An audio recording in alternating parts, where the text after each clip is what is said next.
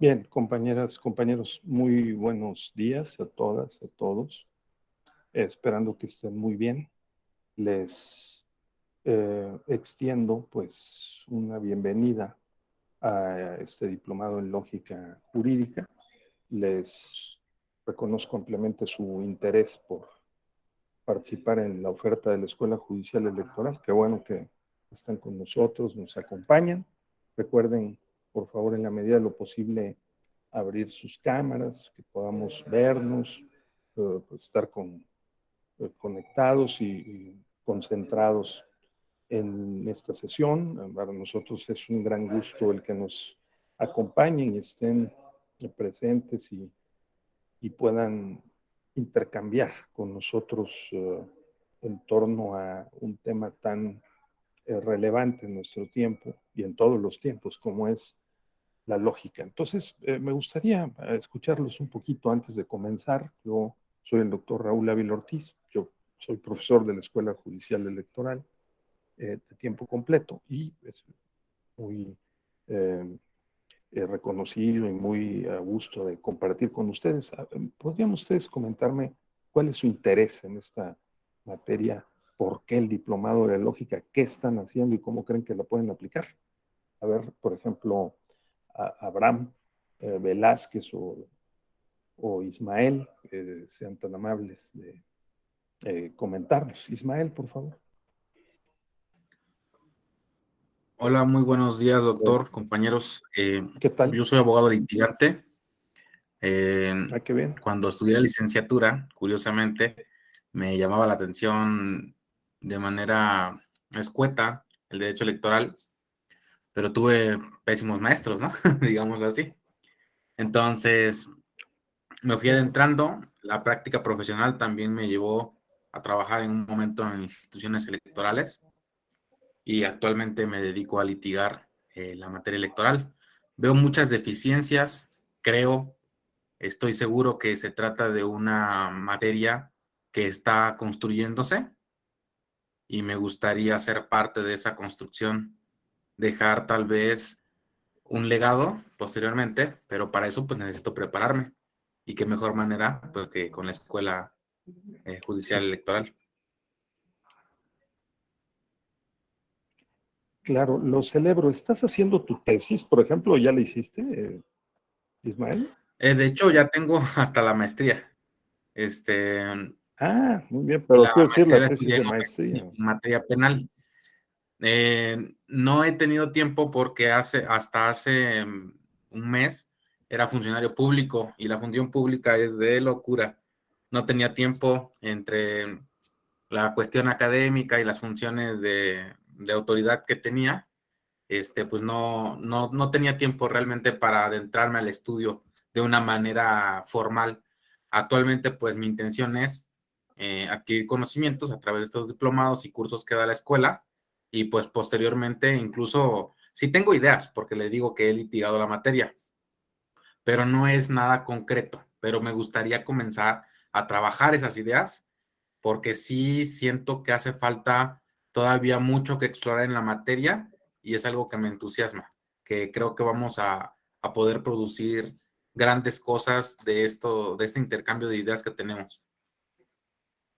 Te felicito, Ismael. Esa actitud es muy importante y ya te gana la mitad de los puntos que se requieren para hacer una operación como la que estás eh, planteando, ¿sí?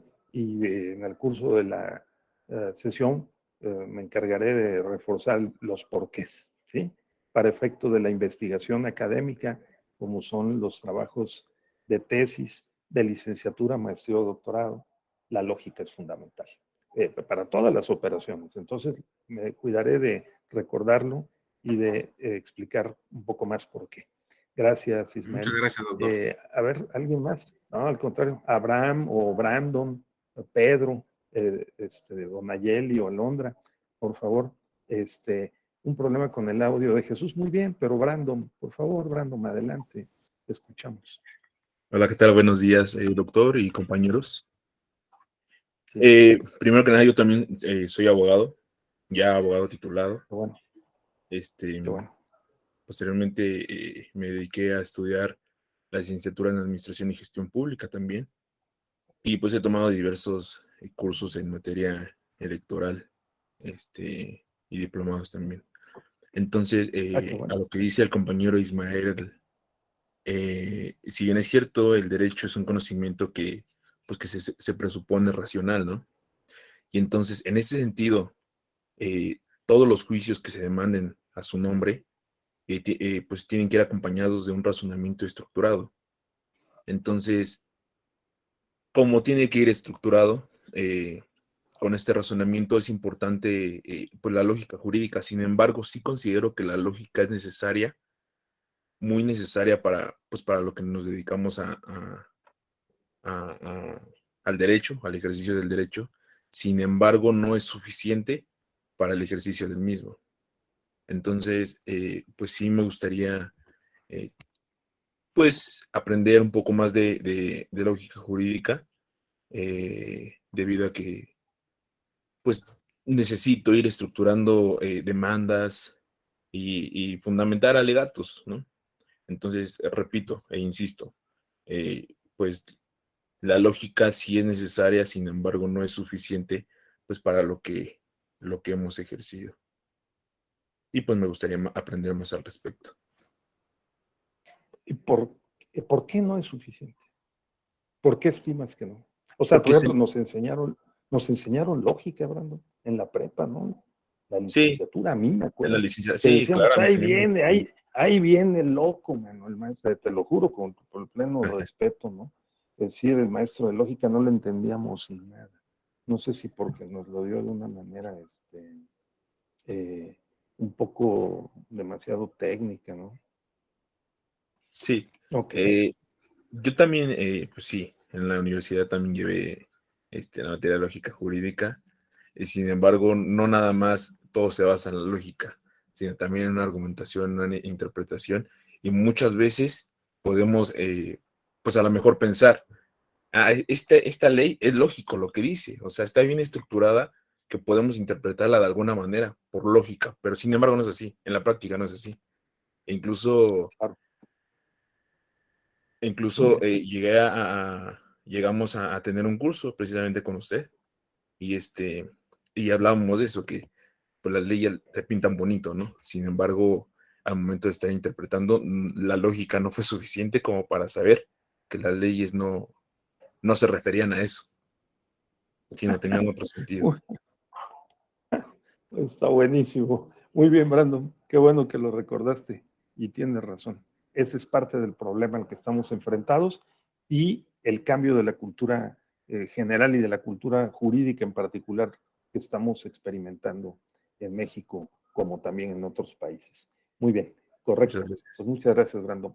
¿Alguien más que quiera comentar? A ver, Pedro, por favor. O Maday. Está Maday aquí, Maday Sánchez, me da gusto.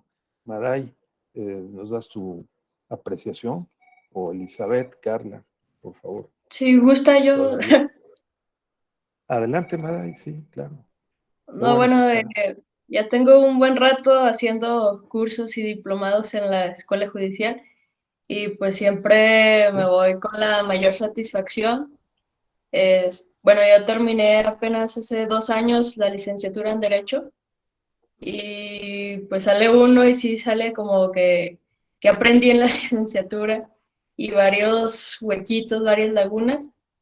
Y dentro de la escuela judicial, pues me he ido preparando poco a poco y siento que sí he ido creciendo un poquito en el conocimiento. Ahora me inscribí en este diplomado porque pues la lógica, como ya lo comentaban nuestros compañeros, pues es muy importante al momento de crear nuestros argumentos.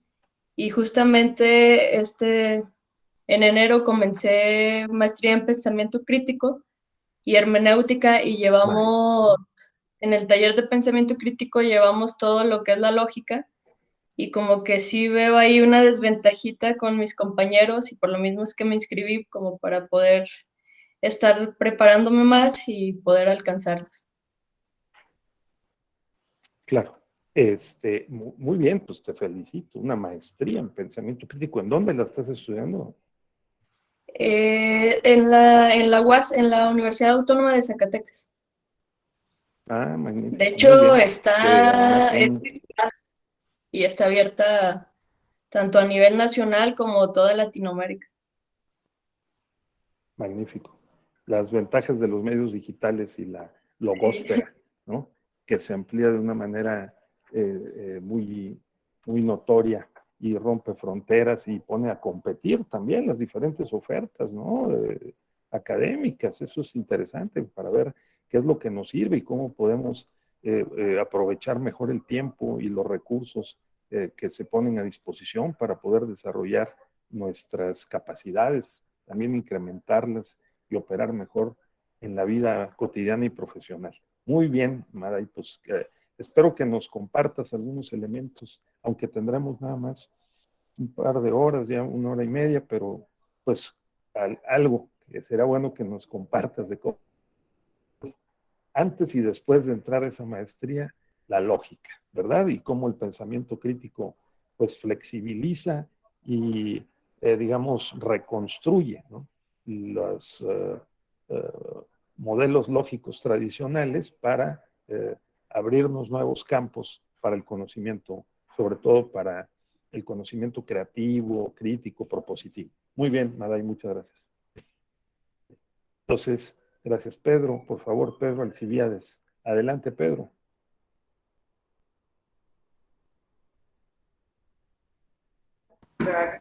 ¿Qué tal? Buen día, buena tarde. Sí, Soy de Tabasco, soy licenciado en ni informática más ni administrativa. menos. Pedro. Sí, sí, sí. Sí, Tengo una qué bueno. maestría en resolución de conflictos, nada que ver con licenciatura en informática administrativa, pero me gustó mucho el hecho de estar en un área electoral, ¿no?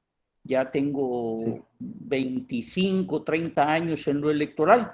qué La bien. gran mayoría de mi conocimiento es empírico, sin embargo, Sí, dado el conocimiento que tienen, y vi la oportunidad de llevar cursos precisamente en la Escuela Electoral del Tribunal Electoral del Poder Judicial de la Federación, ¿no? Y he llevado, no sé, unos 20 cursos, ¿no?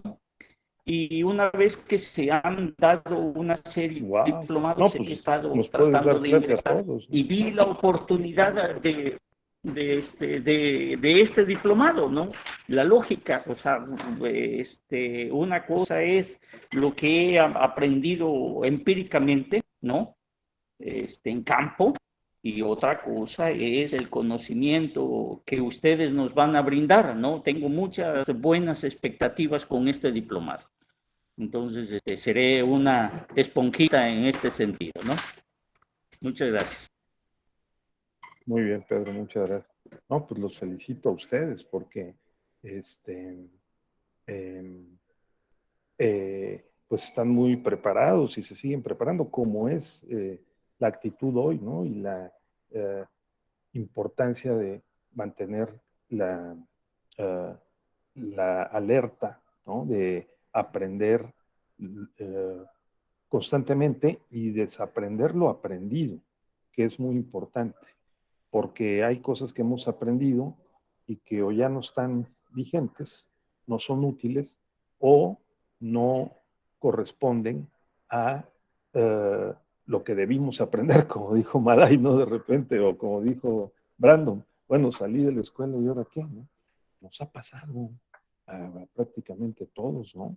Esta brecha entre la teoría y la práctica, entre la academia y la actividad profesional, entre la escuela y la sociedad y la profesión, pues es uno de los temas más preocupantes de nuestro tiempo, porque aparte está encima una nueva revolución científica y tecnológica, ¿verdad? Por la vía de la inteligencia artificial, la eh, los medios digitales, eh, la teleinformática, la microelectrónica, ¿no? Y la bioquímica y todo esto, de repente nos asustan, ¿no? En otros diplomados hemos hecho énfasis, por ejemplo, del planteamiento de Richard Susskind, ¿no? De Richard Susskind, que de origen escocés, siempre los escoceses han sido muy pragmáticos, donde dicen, ¿saben? Hace 20 años que hizo y terminó su tesis de doctorado en la Universidad de San Diego, en Los Ángeles, California, Richard Susskind dijo, ¿saben? En 10 años, con la revolución informática y digital, los abogados estaremos obsoletos. ¿No? Tenemos que cambiar porque la digitalización nos va a rebasar y nos va a echar al basurero de la historia, de las profesiones, ¿no? Igual que a los contadores y a otros más.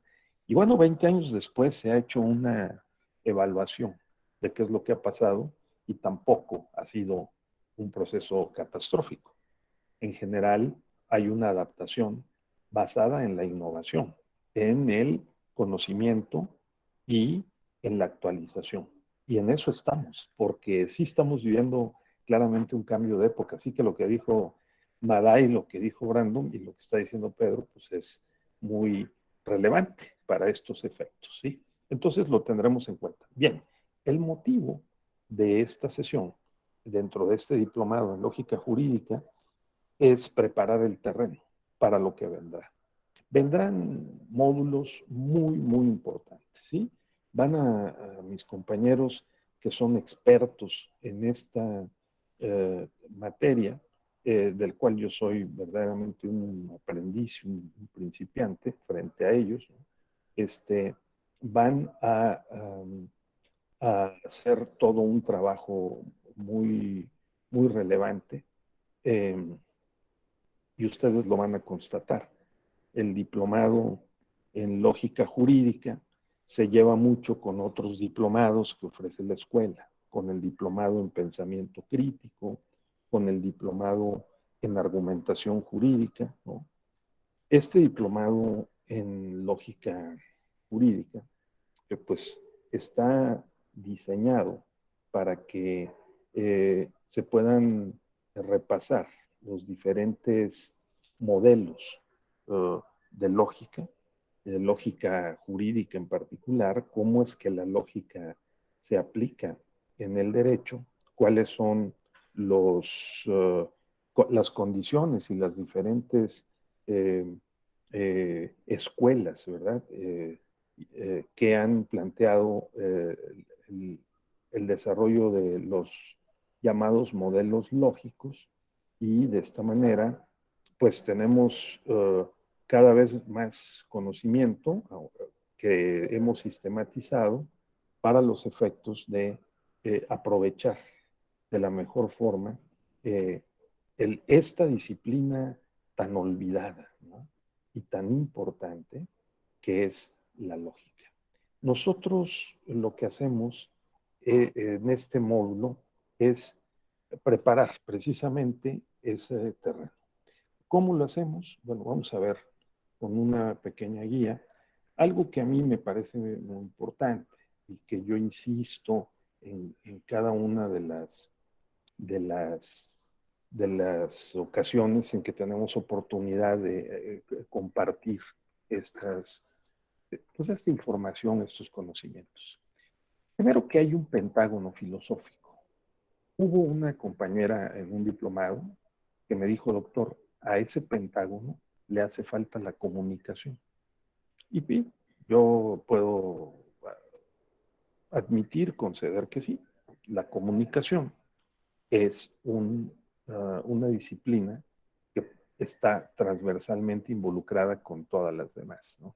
Que vamos a mencionar. Estos 5 elementos o 5 factores, 5 disciplinas que conforman el pentágono filosófico práctico, ¿sí?, al que me voy a referir, están necesariamente unidas, son interdependientes. Ninguna, esto es muy importante, esto es bien importante, ninguna tiene una posición jerárquica sobre la otra.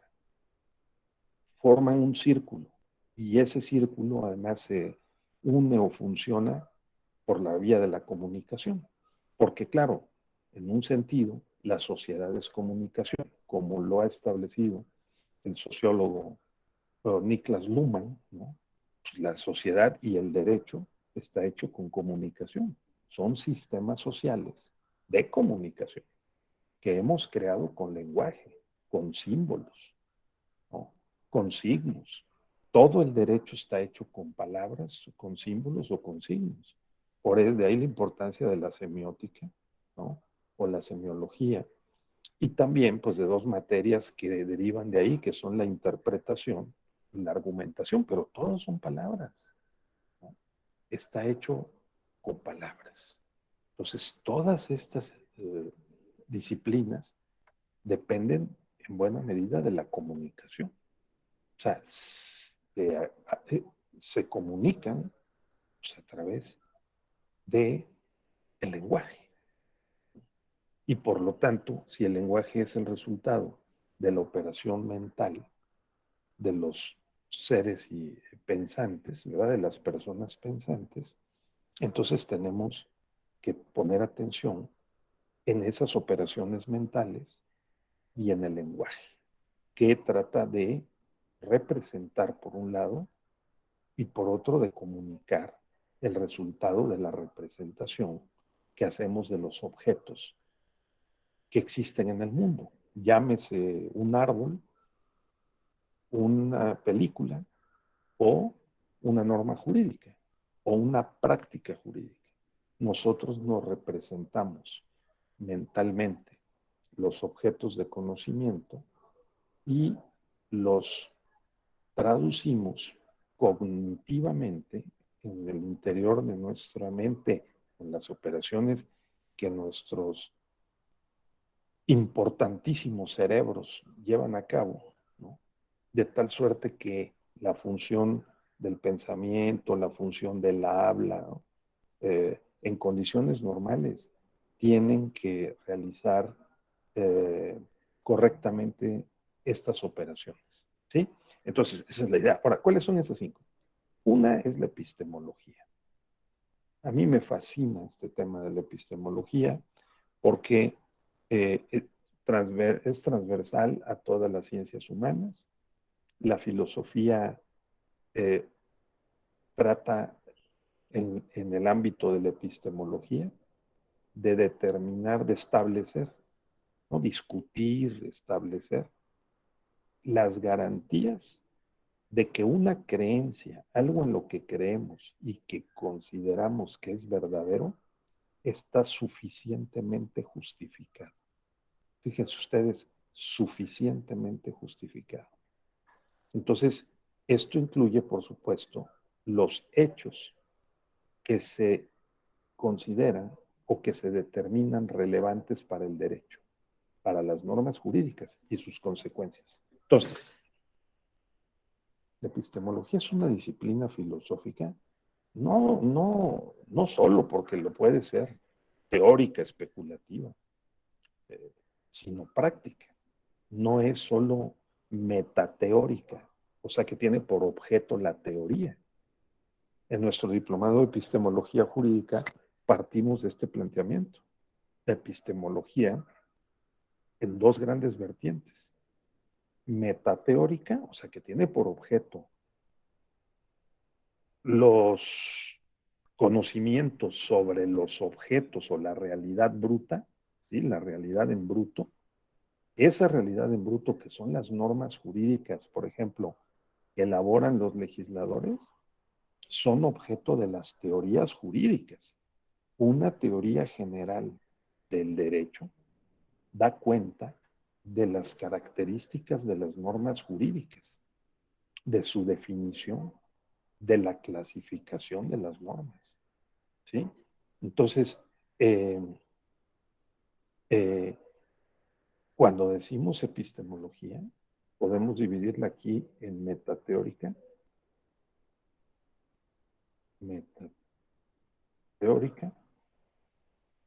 ¿verdad? Y aplicada. La epistemología metateórica tiene por objeto las teorías. Por eso meta más allá de la teoría. Y las teorías se refieren a los objetos o a los hechos, en bruto, a la realidad. El tema es que salvo una experiencia sensorial, emocional, en bruto, directa que podamos tener, tocamos un plato caliente y sentimos que nos queman. Hace mucho calor, sentimos la molestia del calor. Hace mucho frío, lo mismo. Son experiencias sensibles, percepciones sensibles que nuestro aparato, uh, en nuestro sistema sensorial, pues capta, ¿verdad? Y lo registra de manera directa. Pero las operaciones que hacemos, operaciones cognitivas para poder hablar sobre hechos que ocurren en el mundo, necesariamente requieren un modelo teórico, unos lentes de carácter teórico, una teoría, para poder organizar esa experiencia, registrarla en nuestra percepción intelectual y convertirla en comunicación, vía lenguaje o algún otro signo o símbolo. Esta operación es clave y ese entendimiento es muy importante porque, por ejemplo, por poner solo un ejemplo, en materia de pruebas, en cualquier área del derecho procesal, las pruebas transportan los hechos a un soporte material, ¿sí? Ya sea dictamen pericial, fotografía, video, testimonio, acta circunstanciada, y es lo que se dice en ese documento conforme nosotros analizamos conforme a un modelo que de preferencia debería ser racional, o sea, basado también en unas reglas para la valoración de las pruebas, ¿no?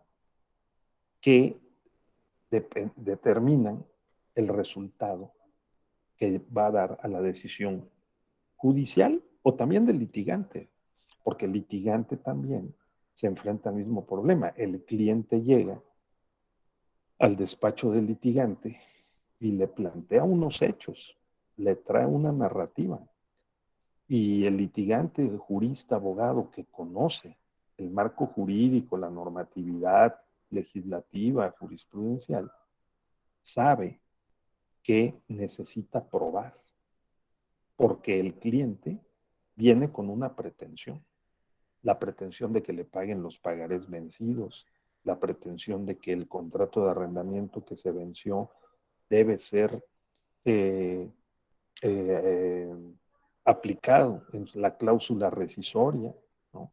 En que el inquilino debe desalojar la vivienda. Viene con una pretensión, ¿no? O en materia penal, pues que el presunto responsable debe ser vinculado a proceso, pero para eso se requieren medios de prueba. Y esos medios de prueba transportan los hechos fácticos o históricos, los hechos reales, vamos a decir, a el expediente, vía medios de prueba.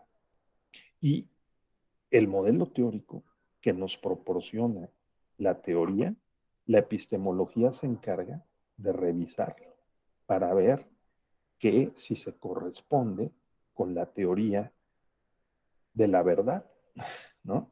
Si las reglas para sostener que algo es cierto o que es probablemente más cierto que otra hipótesis, se sostiene. Si es verificable, si es confiable y por lo tanto si es probabilísticamente por lo menos más cierta que otra hipótesis, de que el sujeto señalado no sea responsable o de que tenga un atenuante o grado menor de responsabilidad en el hecho ilícito, por ejemplo, en el acto ilícito, ¿sí? Entonces, tengamos en cuenta este punto. La epistemología metateórica es la disciplina filosófica que se encarga de revisar que la lógica, la metodología, la interpretación, la argumentación, ¿sí? E incluso la ética estén bien estructuradas, que sus reglas operen y que sirvan para la construcción del conocimiento científico. Nuestra apuesta es por el conocimiento científico, racional, objetivo en medio del contexto de intersubjetividades que nos llevan a asignar interpretaciones diversas a las mismas palabras, porque su textura es ambigua, ¿no? Acepta diversos significados, lo sabemos, pero no podemos renunciar a una mínima racionalidad que nos permita además poner sobre la mesa. Para el caso de las tesis, por ejemplo, o Brandon, ¿no? Maday, o sea, las tesis académicas de licenciatura, maestría o doctorado tienen que poner en la introducción o en el capítulo primero, donde está el modelo teórico, el marco teórico, las reglas metodológicas y teóricas y metodológicas conforme a las cuales se va a desarrollar la investigación y se van a reportar los resultados.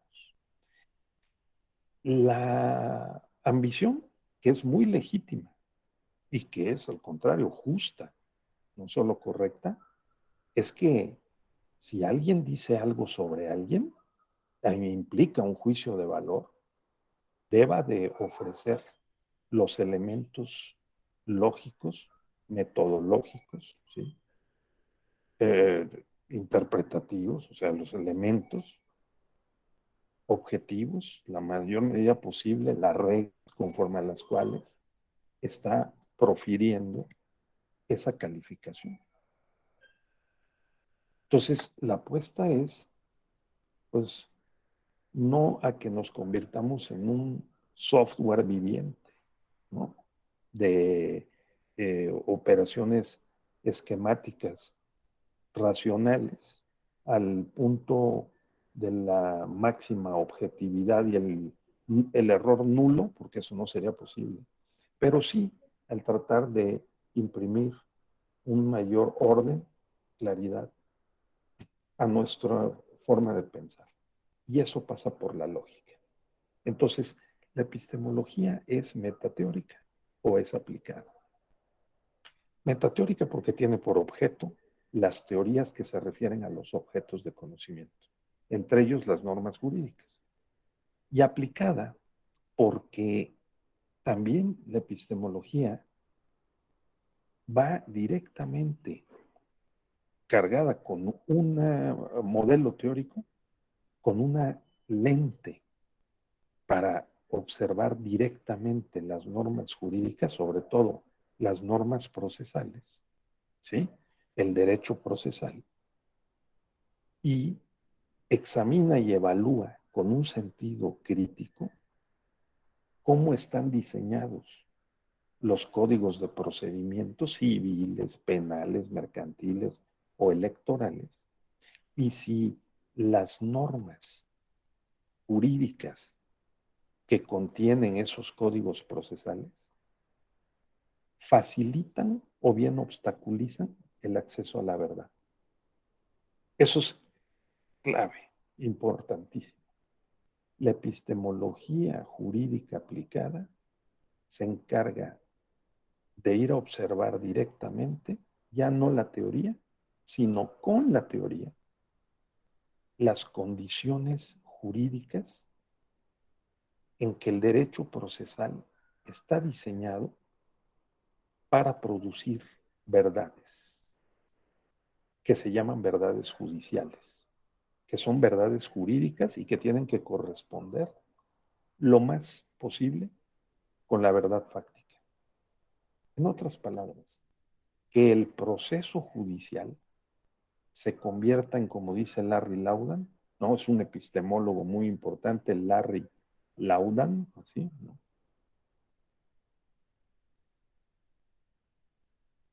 Googlear a Larry Laudan Maday es bien importante, ¿sí? Brandon, Pedro, ¿sí? Larry Laudan.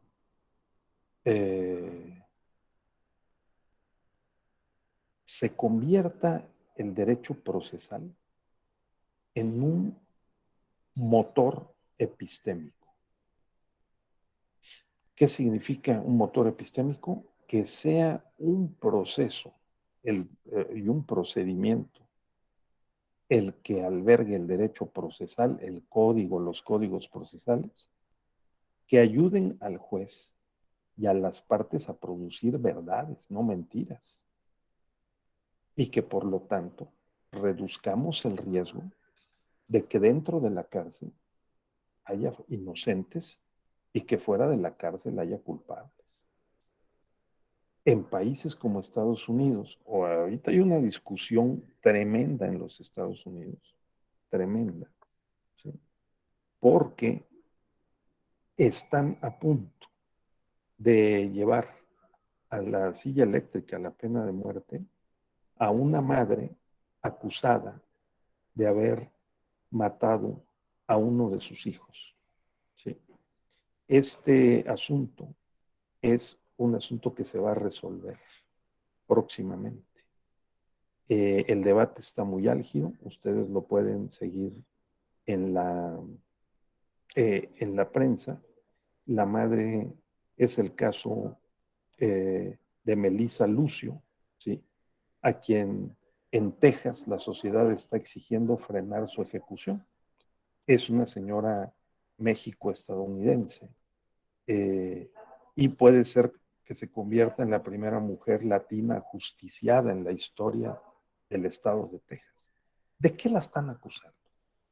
¿No? ¿Y por qué hay una polémica? Porque no parece que las pruebas que se hayan ofrecido en Estados Unidos, además, existe el sistema de jurados, ¿sí?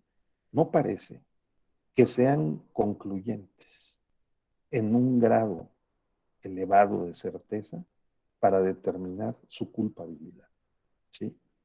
Ella está acusada de homicidio de su hija María, quien tenía 2 años de edad en 2007, cuando ocurrió el deceso en un poblado en Texas, ¿sí? A menos de 50 kilómetros de la frontera con Matamoros. El 17 de febrero de ese año, ¿sí? Según la prensa, murió mientras dormía. Cuando la familia se dio cuenta, llamó a los servicios de emergencia para pedir ayuda. Los paramédicos le preguntaron a Melissa qué había pasado y ella les contestó que 2 días antes la niña se había caído por la escalera de entrada a la casa, que tenía 14 peldaños. No les explicó que se refería a la de la vivienda anterior de la que se estaban mudando el día que ocurrió el accidente. Fíjense ustedes, aunque desde el principio Melissa Lucio ha mantenido que es inocente, ha defendido su inocencia, la policía sospechó desde el primer momento que ella mató a golpes a su hija, ¿sí? Cuyo cuerpo presentaba moretones. ¿Sí? Hay todo un debate al respecto. Se dice que ella ha sido, que fue extorsionada, que fue presionada para efecto de que confesara que ella la mató a golpes, a su hija de 2 años. ¿Sí? Otros dicen que ella eh, puede sufrir algún problema de una disfunción psicológica y que a su vez la historia de Melissa es la de una sobreviviente de abuso sexual y violencia doméstica que ha sufrido a lo largo de su vida desde el que tenía 6 años, de acuerdo con una organización que la considera inocente. ¿Sí? Su historial de abuso la hace vulnerable a las tácticas coercitivas y a las confesiones falsas. La noche en que murió su hija menor, fue interrogada y fue intimidada durante 5 horas, hasta que finalmente dijo, ella, supongo que lo hice, pues estaba en un estado mental alterado, ¿sí? De tal manera que ella lo que quería era que terminara el interrogatorio. Y entonces la pregunta es, ¿qué fue lo que pasó? ¿Sí?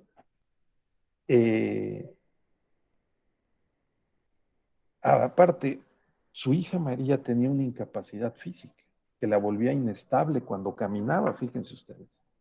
Pudo explicar eso, su caída de una escalera de 12 peldaños, ¿sí?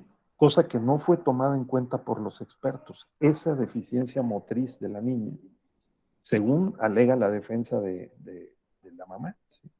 Que también argumenta que los hematomas pudieron haber sido causados por un trastorno de la circulación sanguínea, ¿no? Imagínense ustedes, Maday, ¿no? Y por el otro, ¿no? Lucio, la madre, ¿no? Es madre de 12 niños cuando fue arrestada y estaba embarazada, en espera de mellizos. Esta historia es increíble. Que dio a luz en la cárcel y tuvo que dar en adopción. O sea, una cosa verdaderamente para pensar. El estado de Texas, o sea, la acusación, ¿no? La fiscalía, no presentó evidencias físicas que estableciera que Melissa abusó de María o de alguno de sus hijos. Ni ninguno de ellos la ha acusado jamás de maltrato, de acuerdo con medios periodísticos, ¿no? En tanto, el fiscal que llevó el caso hoy está en prisión por corrupción y extorsión. Entonces, ¿qué fue lo que pasó? Maday, porque puede ser la primera México-estadounidense que en el estado de Texas vaya a dar a la silla eléctrica en días próximos. Entonces, la epistemología jurídica aplicada, junto con las teorías, en este caso las teorías penales, la teoría del conocimiento, ¿no? La teoría de la prueba, estos instrumentos tratan de garantizar al máximo la verdad. La verdad. Y eso solo es posible, Ismael, si se usan los modelos lógicos. ¿Están de acuerdo? Solamente es posible si se usa la lógica. Porque no basta con creer. El fiscal puede creer. ¿No? Ella misma puede creer. Aquel que fue culpable, esta que es inocente. Pero esa creencia, para considerarse verdadera, debe estar justificada. Debe estar justificada. Entonces, ¿cómo es posible que no se hagan adecuadamente todas las indagatorias, que se consideren todas las hipótesis Maday, ¿sí? Que permitan valorar precisamente las pruebas que se supone que transportan, ¿no? Al expediente, al proceso, los hechos históricos o fácticos que hay que verificar. Entonces, la epistemología jurídica aplicada de lo que trata es de que con apoyo en la lógica, la metodología, respalde y certifique las garantías de la verdad. Imagínense el caso de esta señora, ¿no? Imagínense el caso de la señora Melissa Lucio, ¿no? Madre de 12 hijos, embarazada de mellizos, que tuvo a luz, que dio a luz en la cárcel, mientras está llevando a cabo su proceso. Ninguno de sus hijos, de los otros 11 hijos, ha jamás dicho que ella los hubiera maltratado. Y sin embargo se le acusa por la muerte de su hija de 2 años que murió mientras dormía, de que ella la pudo haber matado a golpes, ¿no?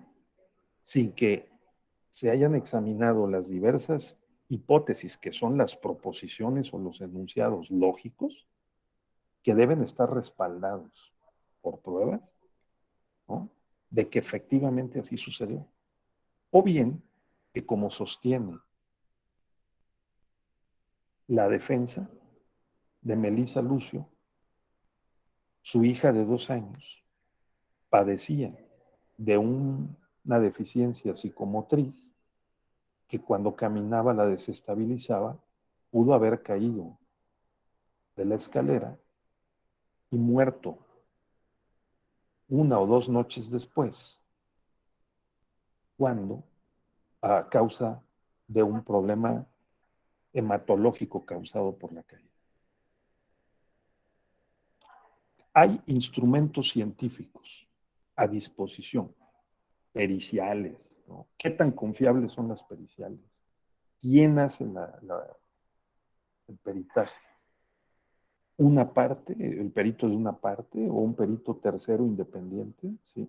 Para poder garantizar o corroborar que un hecho efectivamente ocurrió como se dice. ¿No? ¿Nada ahí? Este es el punto de la epistemología, ¿no? Para ilustrarlo. La epistemología verifica cómo está construidas las reglas, no solo de la normatividad jurídica procesal, o sea, los códigos procesales en materia electoral, la Ley General del Sistema de Medios de Impugnación en materia electoral, para ver si la nulidad de la elección o la nulidad de la votación recibida en casilla o incluso la nulidad de un solo voto recibido en casilla es válida conforme a la normatividad, pero no solo la normatividad jurídica, sino la normatividad epistémica.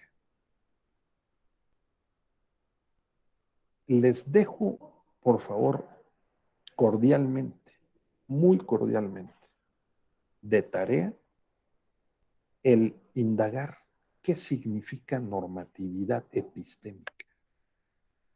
Porque la normatividad epistémica no es la normatividad jurídica. La normatividad epistémica, se los adelanto en términos generales, es el conjunto de las operaciones lógicas que lleva a cabo y argumentativas que lleva a cabo un operador jurídico para determinar que una creencia que él considera que es verdadera está suficientemente justificada. Entonces no hay que olvidar, por favor, estas 3 palabras. ¿Qué es el conocimiento científico? Hasta donde es posible en el estado que guarda el avance de nuestros saberes contemporáneos. Determinar que algo es verdad, que una creencia es verdadera, solamente es posible aportando las justificaciones. Y esas justificaciones son las operaciones lógicas, interpretativas y argumentativas que se realizan conforme a una normatividad epistémica. Esa normatividad epistémica establece, entre otros factores, los estándares de prueba. O sea, qué es lo que hay que probar, cómo es que hay que probar para determinar que un hecho es relevante para el derecho, para las normas jurídicas, ¿sí? Y que lo que el denunciante, el quejoso, es decir, el actor está proponiendo, lo puede respaldar y debe prevalecer respecto de las excepciones que oponga el demandado. ¿De acuerdo? Ese es el punto. A ver, por favor, adelante, quien levantó la mano. Es sobre lo que está diciendo. Yo tenía una pregunta que iba a hacer al final, pero prácticamente ya me dio la respuesta. En relación al caso que estaba exponiendo, iba a comentar que si era posible que al establecer la hipótesis y tratar de establecer posibles teorías sobre la base de instrumentos científicos y lógicos, estos se vean mermados por el argumento del sujeto que los está emitiendo, pero que esté sobre la base de un error normativo, material, de circunstancias, y que aparentemente tras su forma de desarrollarlo, aparente sea verdad. Sí, Nayeli. Sí, lamentablemente sí. Y hay sesgos cognitivos de los operadores, ¿no? que pueden además ser incluso no conscientes, ¿no? Lo que aquí llama la atención, habrá que ver si las notas periodísticas no están dando cuenta completa o yo tuve acceso a una sola nota para tratar de ilustrar, ¿no?, nuestra conversación, es, digamos, ¿qué pasa si la señora, en este caso, si Melissa Lucio, tiene una afectación psicológica y que pudiera haber matado a golpes a la niña, ¿no?, en un estado mental alterado? Aquí la pregunta es si contamos o no, y si son confiables o no los instrumentos técnicos científicos para verificarlo. O sea, en ese caso, antes del veredicto, que es lo que se está discutiendo, que no está suficientemente probado, ni lo uno ni lo otro, vamos, ¿sí? No está suficiente probada ni su inocencia ni su culpabilidad, ¿no? Porque, ¿dónde están todos los dictámenes periciales? Y como bien dicen ayer, ¿quién los hizo? Es posible confiar en el perito y además los jurados en Estados Unidos. ¿Son confiables? Porque no son expertos. ¿Hasta qué punto el conocimiento experto de los peritos puede determinar o sea, al juez? Porque el juez puede decir, pues aquí yo recibí esta hoja y yo les creo a ellos. Pero la autoridad, en quien descansa el poder, la potestad de juzgar, es en el juez, no en los peritos. Entonces aquí se abre otro problema para la epistemología, ¿no?, la metodología, la lógica, la ética del juzgador. O sea, el juzgador va simplemente a decir lo que dijo el perito. Yo les quiero recordar, fíjense, Nayeli, sí hay que seguir el caso porque va a trascender en los próximos días, se va a pronunciar el veredicto y a ver qué pasa. Yo estimo que ahí es un problema, ahora sí, como se dice, un problema de pruebas, ¿no?, de insuficiencia probatoria. ¿Cuál es el estándar? Si el estándar es más allá de toda duda razonable, hay dudas razonables de los dos lados, tanto del lado de la inocencia como de la culpabilidad, ¿no? O sea, si parecería, ¿no?, que hay elementos para sostener y probar, ¿no?, por testigos de que la niña, y por un dictamen pericial, que la niña tenía este problema psicomotriz, que le generaba una desestabilización al caminar. Hay que hacer notar que tenía 2 años. Y por el otro lado, también habría elementos para sostener la hipótesis de que la mamá la mató a golpes. ¿O dónde está el dictamen pericial psicológico, ¿no?, sobre las condiciones de estabilidad de Melissa Lucio? Bueno, lo pongo nada más como un ejemplo de qué se trata, es decir, los modelos lógicos, ¿no?, y de qué se trata el diplomado, porque el diplomado se trata de que aumentemos nuestra capacidad de pensar problemática, preventiva y resolutivamente, o sea, en función de problemas, ¿no?, que se pueden prever y que se pueden solucionar conforme con la normatividad jurídica y con una normatividad epistémica. Si ustedes quieren llamarlo mejor, metodología. Conforme con una metodología, ¿sí? Si tenemos estos elementos, entonces la epistemología tendrá unas sonrisas abritas, ¿no? La epistemología dirá, lo logramos, ¿no? Y le pondrá una palomita a la lógica y a la metodología, y a la hermenéutica y a la ética, además, ¿no? Porque se pudo juntar la ética de la convicción con la ética de la responsabilidad. Por ejemplo, lo que pregunta muy agudamente Nayeli, ¿hay que no hay parte interesada que esté diciendo mentiras, ¿no?, o que esté diciendo algo que no es completamente verdad, que es parcialmente cierto, parcialmente falso, pues eso es lo que hay que revisar, ciertamente, Nayeli, ¿sí? ¿Por qué?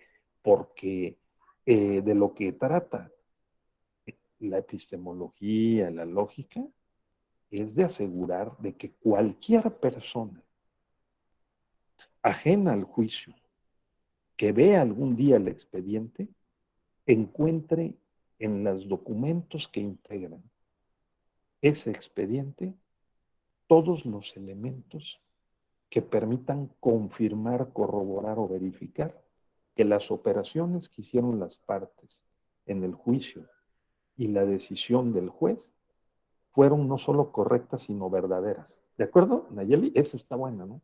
Que fueron correctas, no solo correctas, o sea, formalmente correctas, no, sino que correspondieron a la realidad.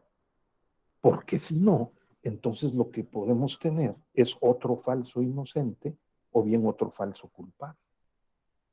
Y llenar las cárceles de personas que ni la deben ni la temen, ¿sí? Y dejar afuera a los verdaderos culpables.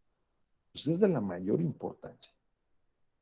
Por lo que nuevamente les felicito por estar en este diplomado como otros que ofrece la Escuela Judicial Electoral, ¿sí?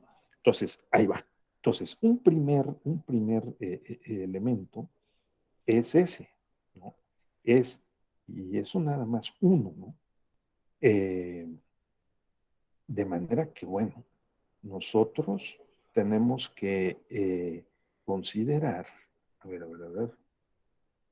nosotros tenemos que considerar la epistemología, no tenerle ni temor, ni rechazo, ni respeto, es decir, a la expresión de epistemología. Epis es alrededor y el logos es conocimiento, es alrededor del conocimiento.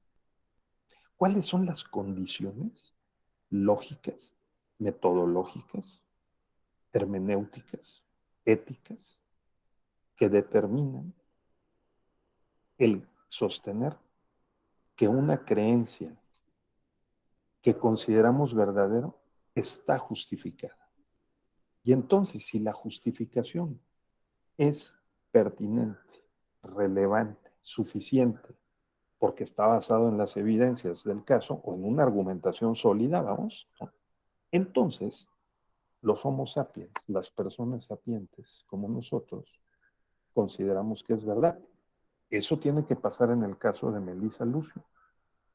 Melissa Lucio deberá ser condenada o absuelta con base en pruebas científicas, que el juez, el jurado y luego el juez tienen que valorar para poder tomar la decisión correcta y verdadera. Y que cualquier persona que revise el expediente en el futuro pueda llegar a la misma decisión.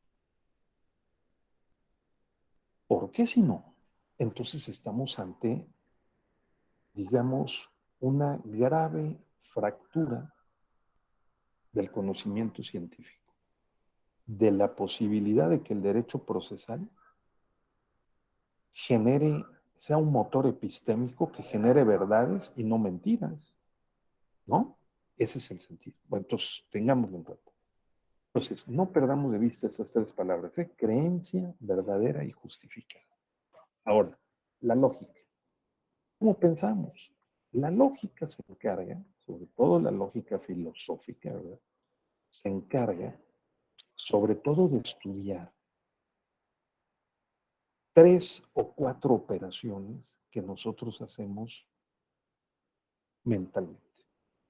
La primera operación es que nosotros lo que hacemos cuando pensamos es conceptuar o definir. Nosotros nos representamos en nuestra mente las características de un objeto. Nosotros decimos las características de Juan, las características de la Marta o de la Constitución política de los Estados Unidos mexicanos, ¿no? Nosotros enunciamos las características o las propiedades esenciales de los objetos. Por ejemplo, cuando empezamos a estudiar derecho, nos dicen que el derecho es un conjunto o sistema de normas jurídicas que tienen ciertas características, que son generales, que son abstractas, que son impersonales, que son heterónomas, que son externas, que son coactivas, que son coercitivas. ¿Sí? O sea, vinculantes. Y luego nos empiezan a caracterizar contrastadamente con la moral y con la naturaleza. ¿Cuál es la diferencia de las normas jurídicas con las normas morales y cuáles con las normas, las leyes naturales? Y vamos entonces representándonos mentalmente las características de las normas jurídicas. Esa operación se llama conceptual. Cuando nosotros enunciamos lingüísticamente esa operación, esa representación, nosotros definimos el concepto. Ojo, no definimos la norma jurídica, definimos el concepto que nos hemos formado sobre la norma jurídica o sobre el derecho. Eso hace una pequeña gran diferencia, porque no existe una sola definición del derecho.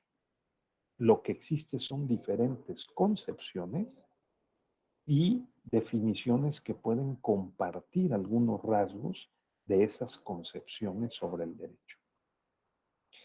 Noten entonces que la epistemología revisa la corrección de las dos operaciones.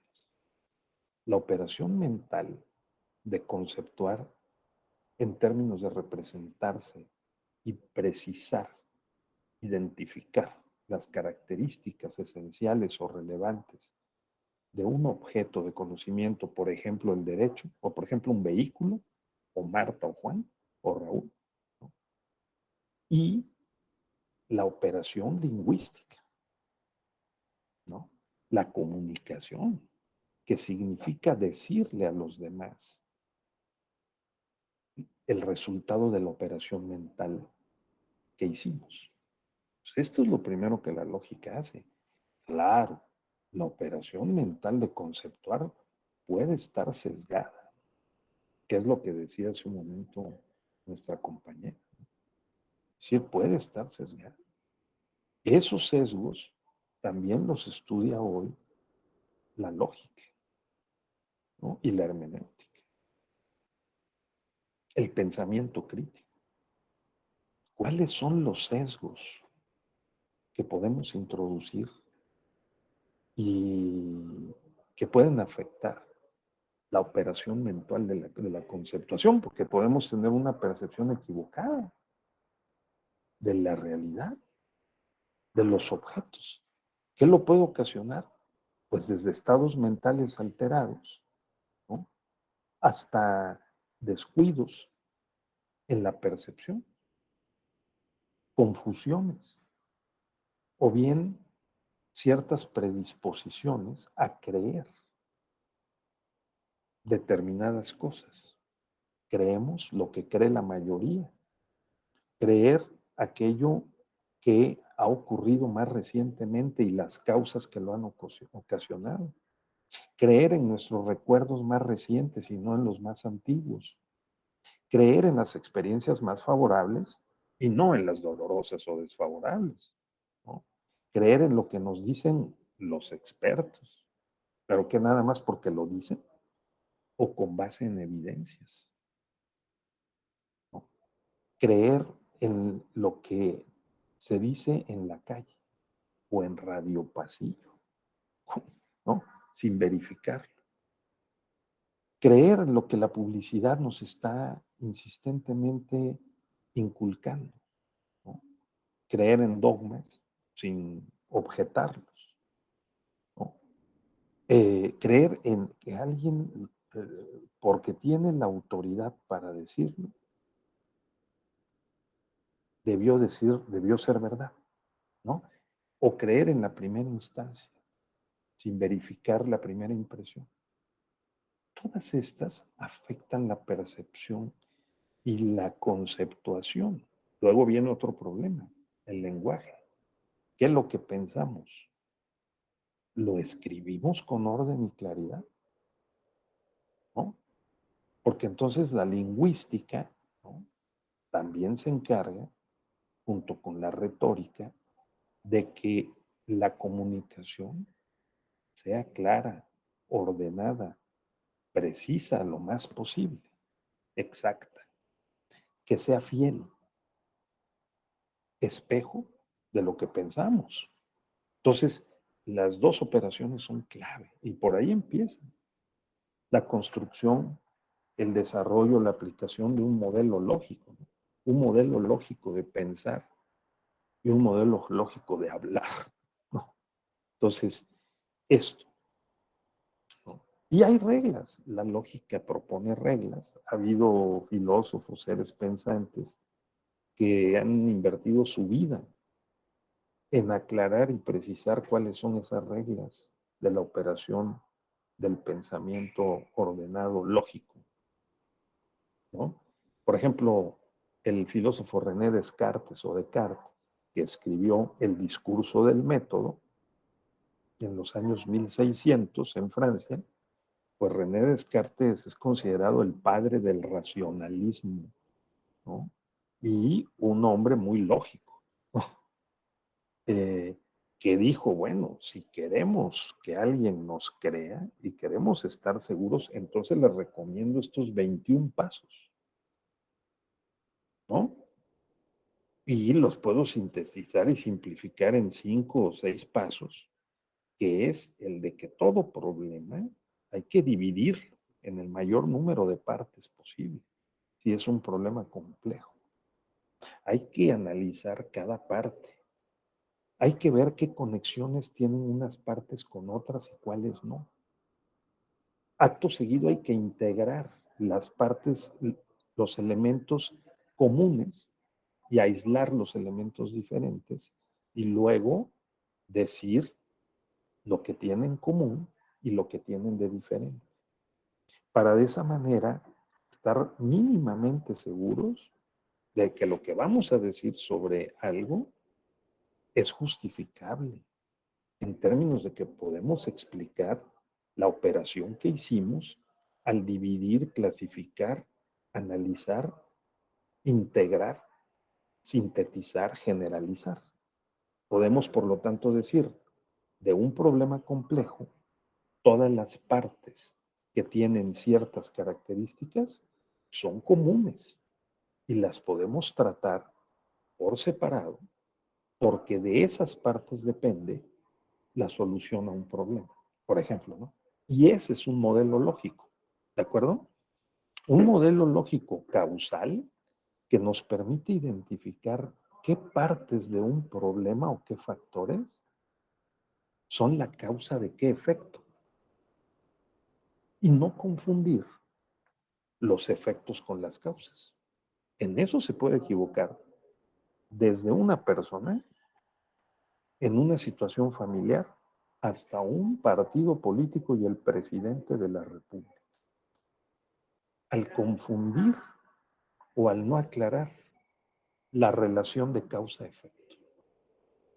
Eso puede ocurrir también en la nulidad en las elecciones, por ejemplo. Porque, ¿qué tal que la irregularidad grave, generalizada y determinante para el resultado de la elección no la causó un sujeto al cual electoral involucrado en el proceso electoral y por lo tanto, pues no se le puede asignar una responsabilidad y una sanción? Es importantísimo. El modelo mental lógico para pensar la forma como ocurren las cosas en el mundo y para poderlas aclarar, ordenar, precisar. Dice René Descartes, el método. Te lo recomiendo mucho el libro, El discurso del método. ¿De acuerdo? El discurso del método. Bien, Y así como ese puede haber muchos otros libros y obras, pero aquí lo que se trata es solo de ilustrar la primera y más sencilla operación y compleja, porque nosotros eso lo hacemos de manera automática, pero no nos detenemos a pensar, y menos a abrir el libro de lógica, o que sea de prepa, ¿no?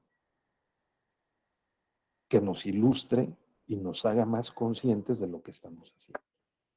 Eso es algo que sugiero muy cordialmente a mí mismo, a todos, para construir mejor las representaciones mentales sobre los objetos de conocimiento. Llámense personas, cosas o normas jurídicas, o el derecho, o la nulidad de las elecciones, ¿no? Exacto. O las multas por las precampañas anticipadas, ¿no? O las campañas anticipadas, o el uso personalizado de la publicidad, lo que ustedes quieran. Pero si no hacemos estas operaciones cuidadosa y conscientemente, la cosa se complica. Entonces, la segunda operación es el juicio. Nosotros declaramos que algo es verdad, que algo no es verdad. O sea, nosotros enjuiciamos, ¿no? Y si alguien dice, oye, Juan es inteligente o Marta es brillante, pues es un juicio que se basa en un examen de las características relevantes conforme a un marco de referencia de lo que se considera que es brillante o no es brillante o inteligente. Entonces alguien puede hacer un checklist.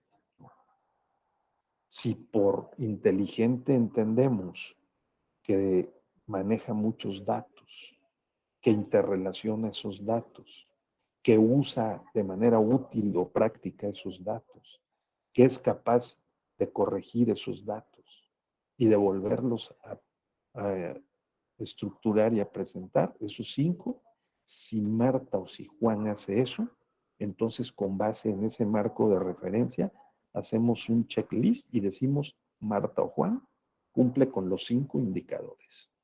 Por lo tanto, el parámetro que utilizamos para evaluar que alguien es inteligente, en el caso de Marta o de Juan, reportó 5 de los 5 puntos posibles, porque cumple con los 5 indicadores. Eso es un juicio, ¿sí? Nosotros hacemos eso permanentemente, nada más que lo hacemos de manera automática, que ya no nos detenemos, y luego no lo hacemos bien, que es el problema. Decimos, ese es un maloso. ¿Qué es un maloso? ¿No? Es un populista. ¿Qué significa populismo? Es un neoliberal. ¿Qué significa el neoliberalismo? ¿Cuáles son los marcos de referencia, los parámetros e indicadores para calificar o enjuiciar que una política o que un gobernante fue neoliberal o es populista? Y peor aún, ¿cuáles son los marcos o los referentes éticos, ¿no?, de relativos al bien y al mal y a lo útil o a lo inútil de ese bien o de ese mal que esas etiquetas reportan, o que las personas o políticas o gobiernos o normas jurídicas que se consideren válidas, legítimas y eficaces reportan o no? Porque si no tenemos un marco lógico o un modelo lógico para pensar, pues entonces lo que vamos a hacer es un conjunto de dichos. Y me remonto aquí a una obra indispensable que hay que leer. Uno de los principales diálogos socráticos de Platón, que es el Teeteto. ¿De acuerdo? El Teeteto. Y lo vamos a poner.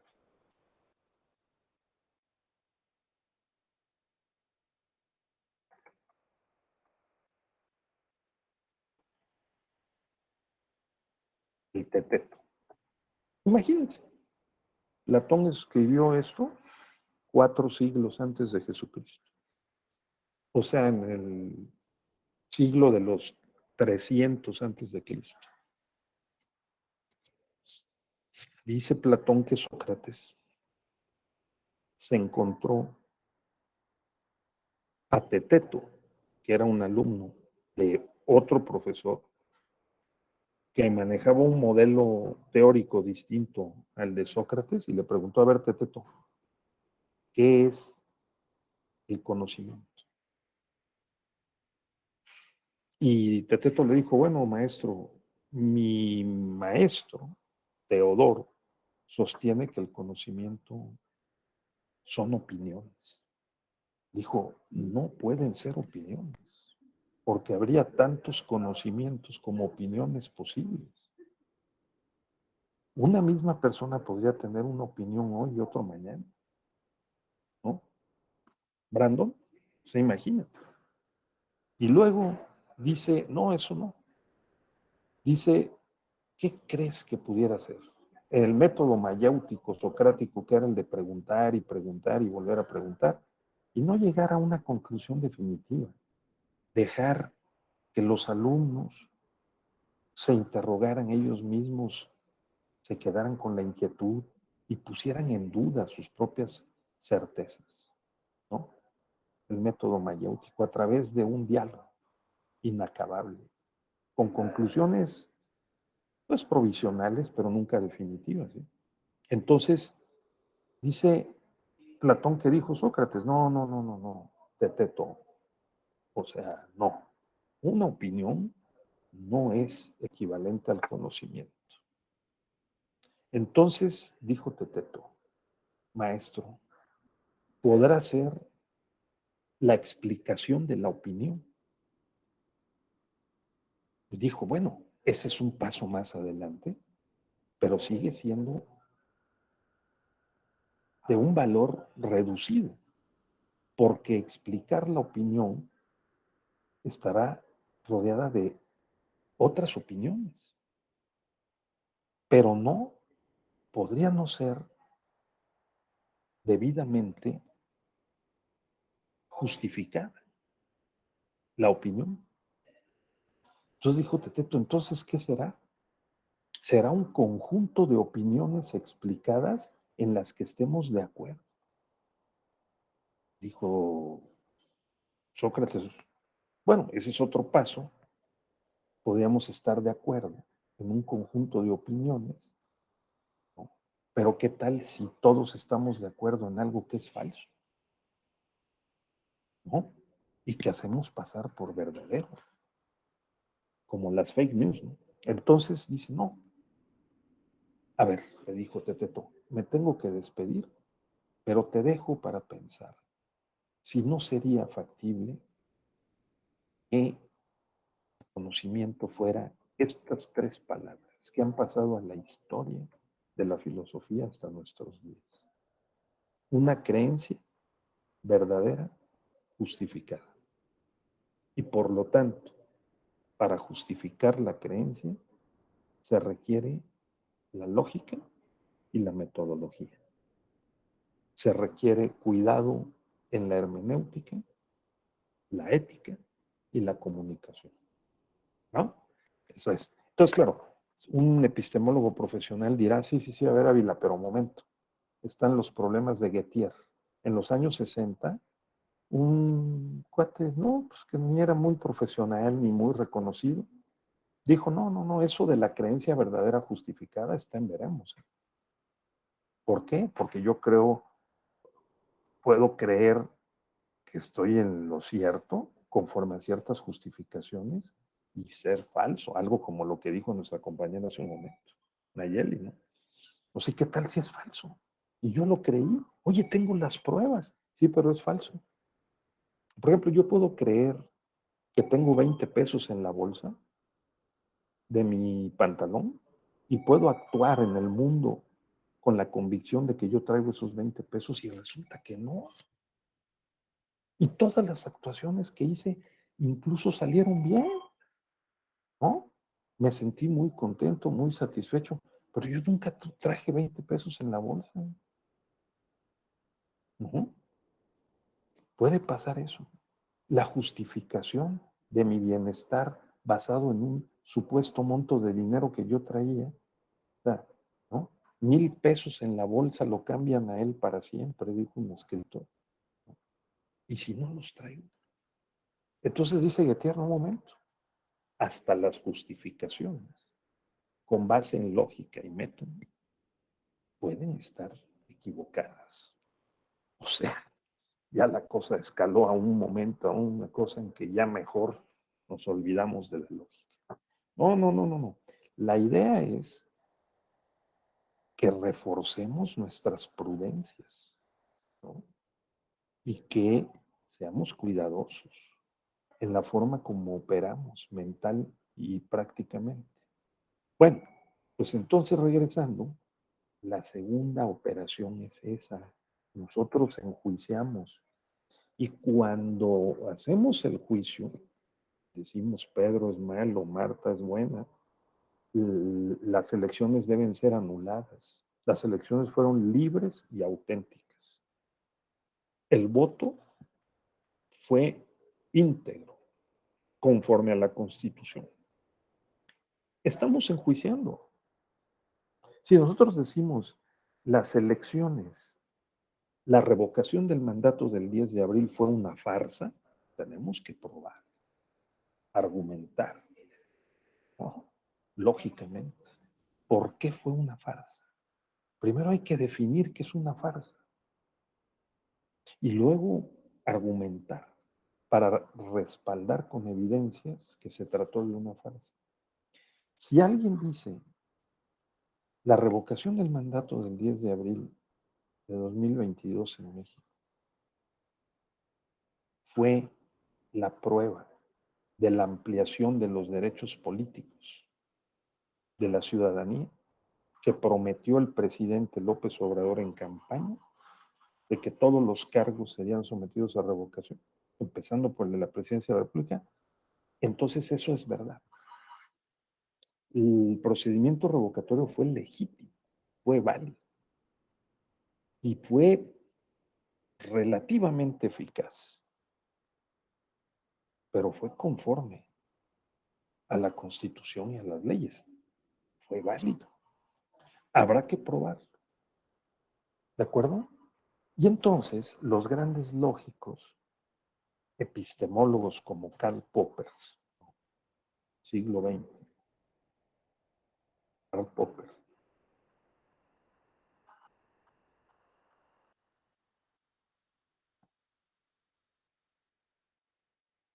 sí, la lógica de la investigación científica. Dice, claro, si tú propones algo, lo tienes que probar. Pero también si alguien propone algo, se lo podemos refutar. Entonces, corroboración y refutación son dos operaciones igualmente valiosas. Pero para poder refutar una creencia verdadera que se considere justificada, es indispensable que el que propone, o sea, el que hace ese juicio, estamos aquí, ¿no? El que hace ese juicio o proposición nos diga, como hace un rato dije, cuáles son los parámetros y los indicadores.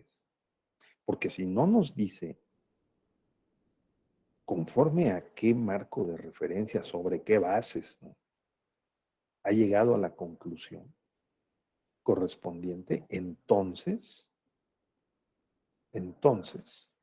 no es científica la proposición.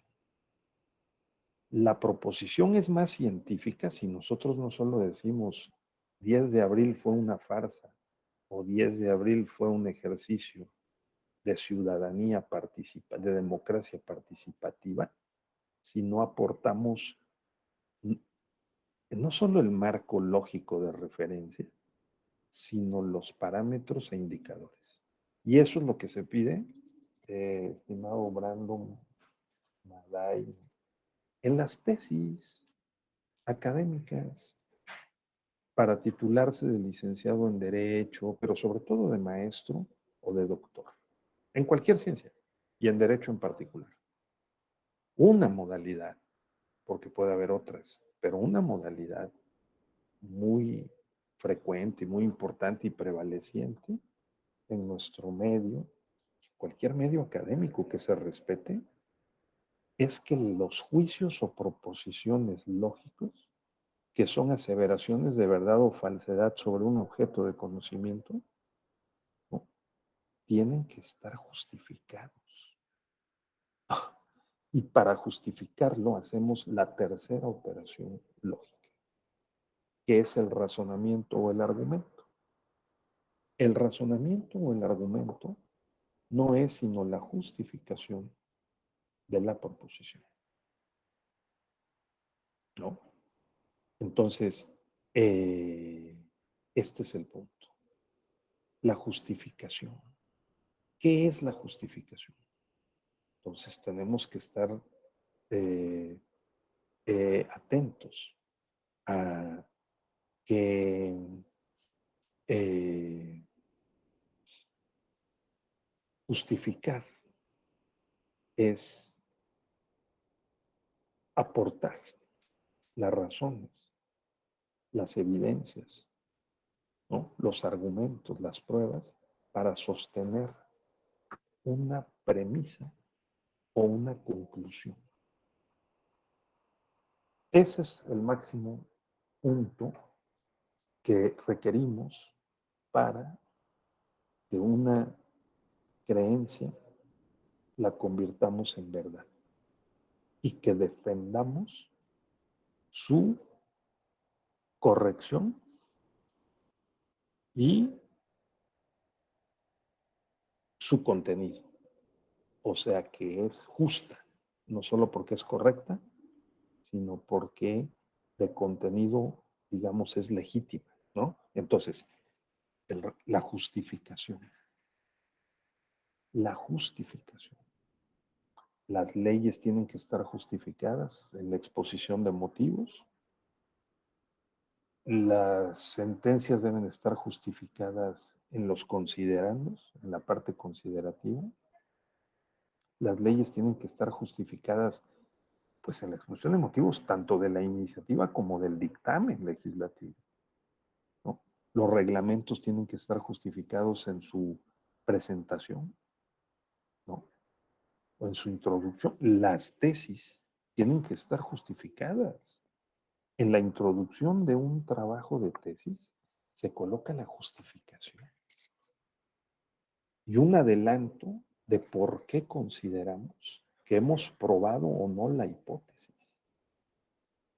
Y de preferencia, una explicación de los métodos, los procedimientos, los parámetros, los indicadores que hemos utilizado para probar la hipótesis o para refutar una creencia que se consideraba verdadera porque estaba muy justificada, ¿de acuerdo?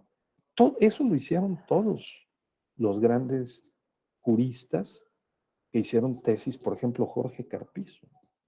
El doctor Jorge Carpizo, en su tesis de doctorado en Derecho, justificó la proposición o la hipótesis o la pretensión o la conjetura, ¿sí?, de que el presidente mexicano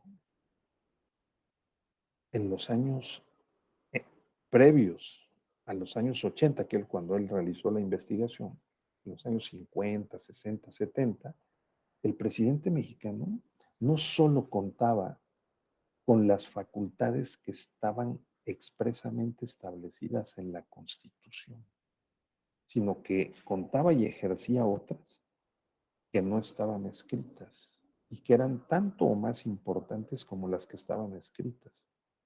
¿Y cuáles eran esas? Las llamó facultades metaconstitucionales, ¿sí?, y las describió. Dijo, miren, el presidente de la República en México nombra a su sucesor, palomea las listas de diputados, senadores y presidentes municipales, ¿sí? Él es el que manda en su partido, él manda sobre los gobernadores, él selecciona al personal no solo del Poder Ejecutivo, sino hasta del Poder Judicial. ¿De acuerdo? Entonces, eso se llama, y le puso un nombre, presidencialismo de facultades metaconstitucionales. ¿Qué es lo que hizo ahí? Hizo la operación lógica de abstraer las características reales de una institución como el sistema presidencial en el contexto mexicano, y le puso un nombre y lo explicó y ofreció las pruebas. ¿Qué pruebas? Ah, no, pues dijo, miren, en tal día el presidente llamó aquí y salió en la prensa y ahí él nombró al sucesor y llamó a su oficina y le dijo a X fulano que él iba a ser el candidato. Esto lo apoyo con las testimoniales que me dijeron, o sea, que recabé con algunas personas que entrevisté que estuvieron ese día ahí. O sea, así. Entonces, la justificación son los argumentos, pruebas, evidencias para respaldar la premisa, las premisas o la conclusión. ¿De acuerdo? Para respaldar la conclusión están las premisas, pero a su vez las premisas aceptan otros argumentos de respaldo. Y esa argumentación está dada en el ámbito de la hermenéutica, que trata de la interpretación y la argumentación. Entonces, estas disciplinas a las que me he referido son todas unas disciplinas o unos instrumentos interdependientes que nos sirven muchísimo para las operaciones que tenemos que realizar, ¿de acuerdo? Entonces, la lógica, la epistemología, la lógica, que es formal, si es el silogismo de premisa mayor, premisa menor, conclusión, el silogismo aristotélico, o es informal, si la lógica opera identificando razonamientos y evidencias que respalden las premisas mayor y menor, o menor, o la conclusión. ¿De acuerdo? Porque yo puedo generar más elementos de información para respaldar una conclusión más allá de la premisa mayor y menor. En otras palabras, yo puedo decir que Marta es inteligente o que Pedro es brillante, ¿sí? Porque si yo tomo en consideración que brillante es A, B y C, y Marta reúne esas características, entonces es brillante. Pero yo a esa premisa, con esos indicadores, le puedo sumar otros, ¿de acuerdo? Que quizá no sean los más representativos o esenciales, pero que sí son paralelos o que están concatenados o relacionados con esas características. Marta es inteligente no solo porque identifica, relaciona y aplica muchas variables de información y lo hace con efectos prácticos útiles, sino porque además lo hace con claridad, lo hace con precisión, lo hace con estética. ¿De acuerdo? Entonces yo estoy argumentando, dando razones que apoyan las premisas con base en las cuales concluimos y sostenemos que Marta es inteligente. Entonces, esa operación es una operación metodológica, porque tenemos que poner orden en los procedimientos. Entonces, la lógica y la metodología también están íntimamente relacionadas, porque primero yo debería de decir las características esenciales, ¿sí? Los parámetros y los indicadores con base en los cuales yo declaro, lógicamente, que Marta es inteligente. Y luego puedo rodear en un segundo momento metodológicamente, o sea, ordenadamente, a esos primeros 4 indicadores de otros 5, que son de respaldo. Entonces, eso es la operación que además estamos haciendo constantemente. El modelo de la lógica formal, del silogismo aristotélico, cuando lo escuchen, que lo digan mis compañeros profesores y profesoras en este diplomado, por favor no dejen de tener en mente esto que estamos hablando aquí. O sea, las características esenciales de un objeto pueden estar respaldadas por características no esenciales, pero que también inciden Entonces la lógica informal no es excluyente con la lógica formal. Esto es importantísimo. La metodología debe de poner orden en las premisas lógicas y en los argumentos jerarquizados, ¿no? Dependientes o paralelos que apoyan el juicio o la proposición. ¿Sí? Y que se basa en el registro mental que hemos hecho de un objeto sobre el cual nos pronunciamos. El juez así lo hace. El juez se pronuncia, ¿sí?, sobre, y ya lo voy a quitar. El juez se pronuncia, compañeras, compañeros, Maday, sobre un objeto de investigación. El objeto de investigación es la litis. El actor le propone A y el demandado le propone B. Y si hay un tercero interesado, le propone C, ¿no? El proceso judicial debe ser un motor epistémico, jurídico y también metodológico, que garantice al máximo posible que lo que diga A, lo que diga B, o eventualmente el tercero interesado, lo que diga C, es verdad y está justificado. Voy terminando, porque no se creen que ya me cansé de pensar. Entonces, a ver, Nayeli, ¿ustedes qué opinan? Luego todavía está la hermenéutica, ¿no? Que también está sometida a principios y a reglas, no se interpreta de cualquier manera. Y la argumentación que justifica la interpretación, pues también tiene reglas. Hay determinados métodos de interpretación y de argumentación. ¿De acuerdo? Y luego cuando lo comunicamos, tenemos que hacerlo también con orden. La metodología también aplica a la comunicación. ¿De acuerdo? Bien, ayúdenme, ¿no? Porque yo creo que ya mismo, yo solito puedo haberme también equivocado. Fue coherente mi discurso. Ayúdenme a esclarecer o a precisar o a destacar algunos elementos de lo que hemos visto. ¿Qué hemos visto? Para recapitular. Hemos visto que hay 5 disciplinas, sexta, la comunicación, que las relaciona estas 5, que conforman un pentágono filosófico práctico, en medio de los cuales, para efecto de este diplomado, está la lógica. ¿De acuerdo? Que aplicada al derecho, tiene que operar en términos de la lógica general, aplicada desde luego al contexto de las normas y de los hechos y de los valores, ¿no?, que resguardan las normas. Podemos decir que el derecho es moral pública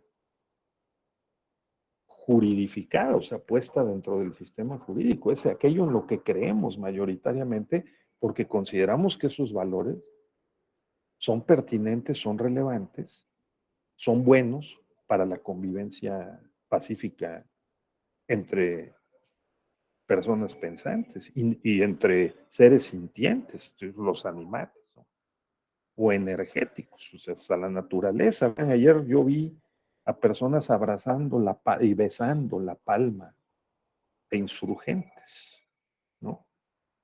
Sí, Nayeli, no, o sea, es una cosa que hasta me detuve y dije, a ver, yo voy a bajar a besar la palmera, ¿no?, de Insurgentes. ¿Por qué? Pues porque también los vegetales sufren, o sea, ¿no?, también sienten, o sea, la naturaleza es energía como nosotros. Somos un haz de energía. Desde una perspectiva biológica, física, química, somos energía nada más. Y toda la naturaleza y los seres sintientes, mascotas, animales, todos, somos energía.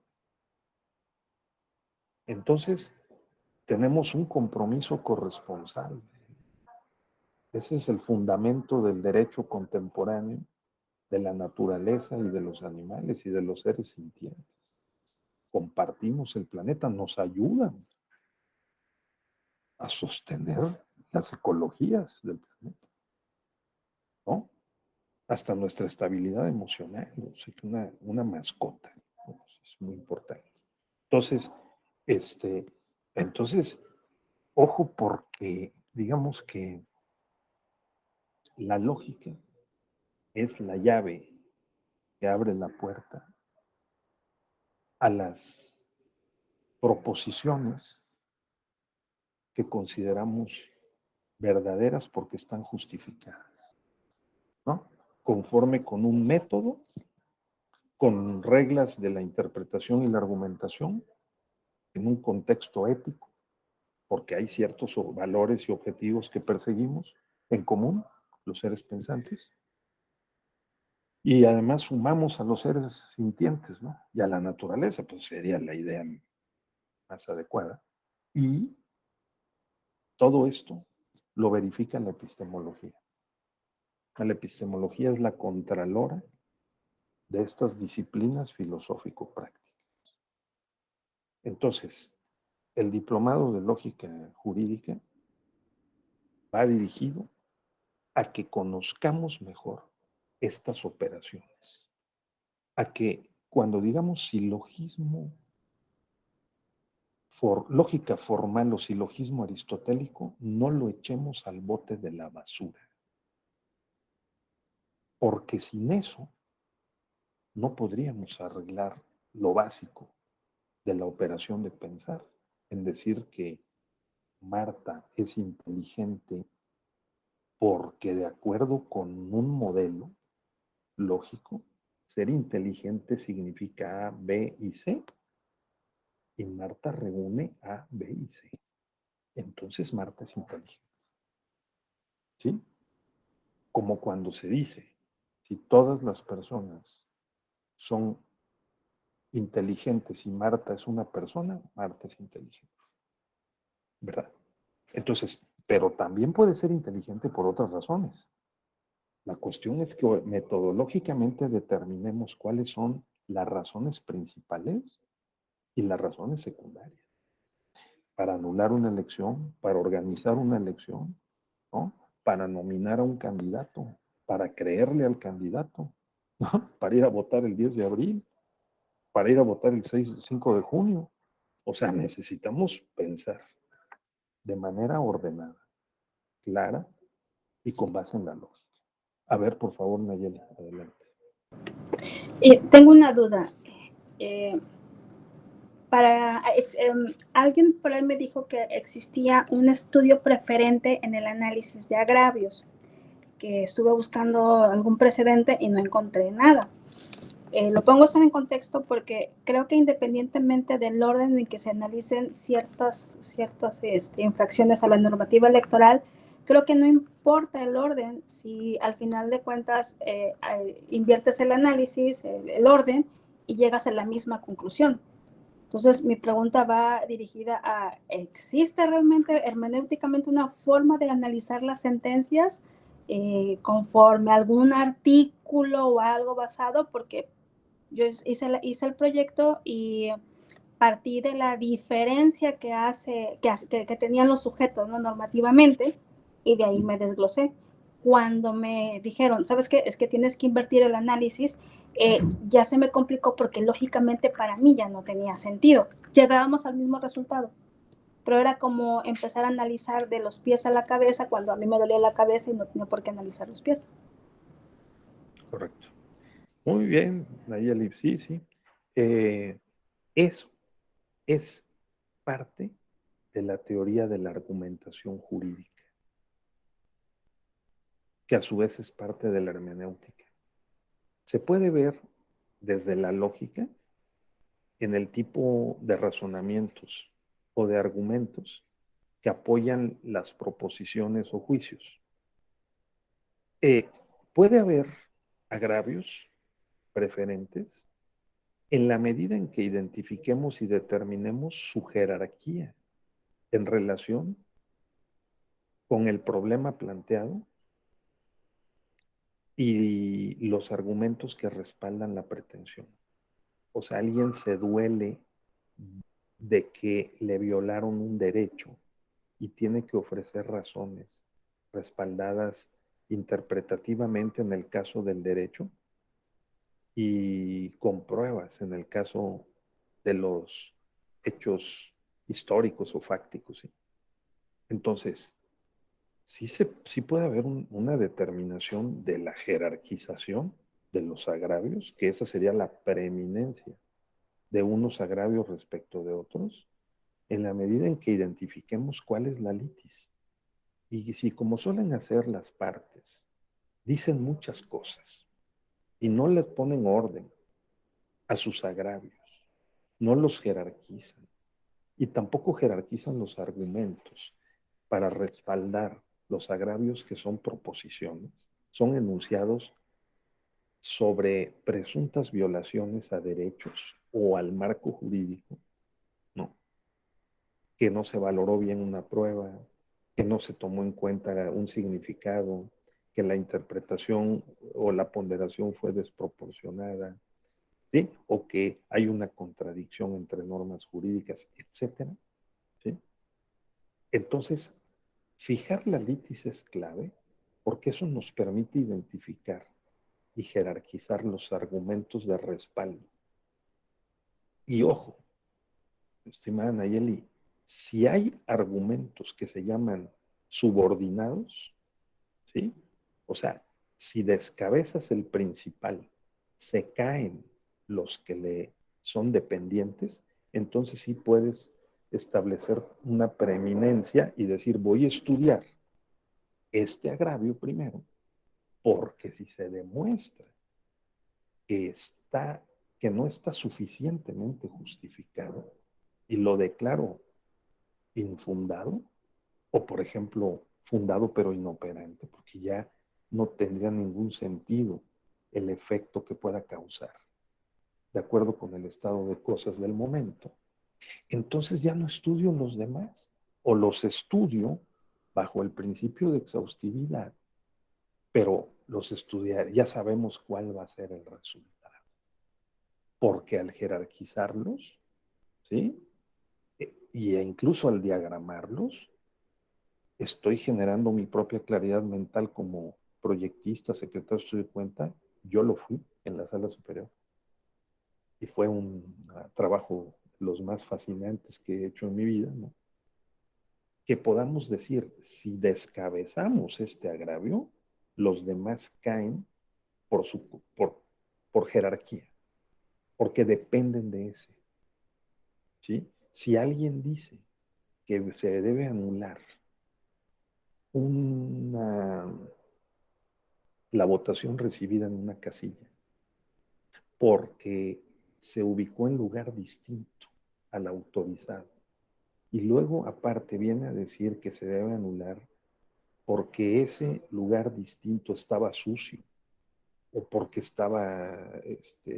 había muchas personas que no se sabía quiénes eran, y otros, el argumento principal es que estuvo en el lugar, injustificadamente en un lugar distinto al autorizado, ¿no? Y ya si ese lugar estaba sucio, no estaba sucio, estaba oscuro, no estaba oscuro, ese es un argumento subordinado, pero el importante es el otro. Espero haber dado respuesta, Nayeli, ¿sí? O sea, sí se puede establecer una preeminencia de agravios en la medida en que, mi experiencia, ¿verdad?, y capacidad así de bote pronto, podemos decir que de la litis se desprenda que hay una argumentación encadenada y esos argumentos, algunos son subordinados al argumento principal. Si descabezamos o desautorizamos el principal, los demás caen y pues serán estudiados, pero ya de una manera propiamente consecuencial, ¿no?, respecto del argumento principal. A ver, por favor. Sí, es que, por ejemplo, respecto a este caso en concreto, la situación estaba en que eran candidaturas, una que fue de donde partí, que era candidatura por reelección. Entonces, el municipio tenía me partí de la prohibición del uso indebido de recursos públicos, además era de lo que se estaban doliendo en las denuncias. Pero esta persona me dice que automáticamente cuando se trata de uso de indebido de recursos públicos, me tengo que trasladar a la promoción personalizada. Y le digo, es que en mi concepto está erróneo, porque puede ser uso indebido de recursos públicos por promoción personalizada o promoción gubernamental, que son cosas completamente distintas, ¿no? Entonces ella me decía que ahí sí se alterar el orden de análisis de agravios, sí alteraba la forma de cómo iba a evolucionar la sentencia. Y le dije, la distinción que hay entre esos dos sujetos que van a una candidatura es que uno va por reelección. ¿Y cuál es la prohibición de la reelección? El uso indebido de recursos públicos. Y si ellos se duelen del uso indebido de recursos públicos, no tengo por qué empezar mi análisis por promoción gubernamental. Entonces, yo establecí primero si existía o no el uso indebido de recursos públicos, y a pesar de eso, sí desglosé que se configuraba la promoción, no había promoción, sí era promoción gubernamental, pero no personalizada. Creo que sí nos fue. Y lo espanté.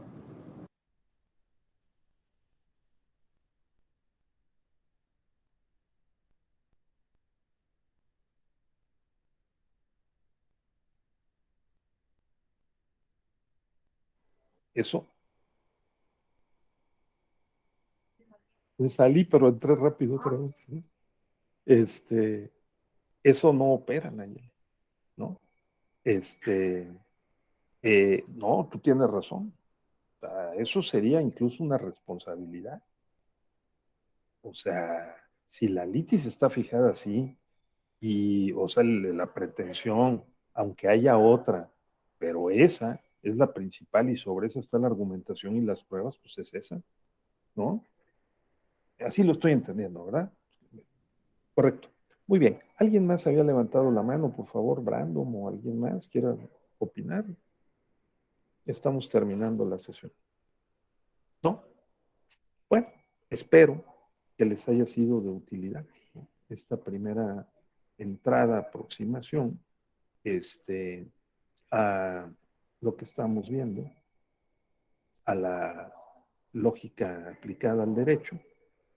Y bueno, no es nada extraterrestre, es la operación o el conjunto de operaciones que deberíamos dominar por su nombre y por sus reglas de aplicación. Entonces la invitación es que volvamos a la lógica. ¿De acuerdo, Brando? Y es lo mismo para las tesis, ¿eh? La proposición debe estar justificada. ¿Con qué? Con argumentos y con evidencias. Lo que más nos cuesta trabajo es aclarar cuál es la proposición o la pretensión. Lo que más cuesta trabajo, Nayeli, tú lo sabes, hemos sido, yo también, secretario, estoy cuenta, ¿no? Hemos revisado sentencias, hecho proyectos, es identificar los conceptos de violación, porque luego no están bien construidos, fijar la litis y luego buscar, ¿no?, el marco jurídico, las evidencias, las pruebas, las argumentaciones, para hacer el diagrama y decir, nos están planteando esto con el argumento A, el B y el C, la parte contraria o la autoridad responsable está controvirtiendo con A, con B y con C, ¿verdad? Entonces voy haciendo un balance y voy mentalmente construyendo mis esquemas que permitirán tomar una decisión que tiene que ser racional, no nada más persuasiva. Antes de la persuasión deberán estar los elementos lógicos, ¿no? Metodológicos, las garantías que verifica la epistemología de que hubo argumentos en serio, argumentos de verdad, ¿no? Para respaldar la posición A o la posición B. Muy bien, pues así hemos empezado. Espero que sigan muy bien disfrutando su diplomado y que le saquen mucho jugo. Entonces, cuídense mucho, compañeras, compañeros, y nos vemos próximamente por estas frecuencias. Gracias, bonita día. Gracias. Gracias. A ustedes, gracias, maestra Kenia, que nos está... Muchas gracias, buen día, buen provecho. Adiós, Gabriela. Ahora estuviste más callada, ¿verdad? Pero bueno, hasta pronto. Bye. Hasta pronto. Adiós.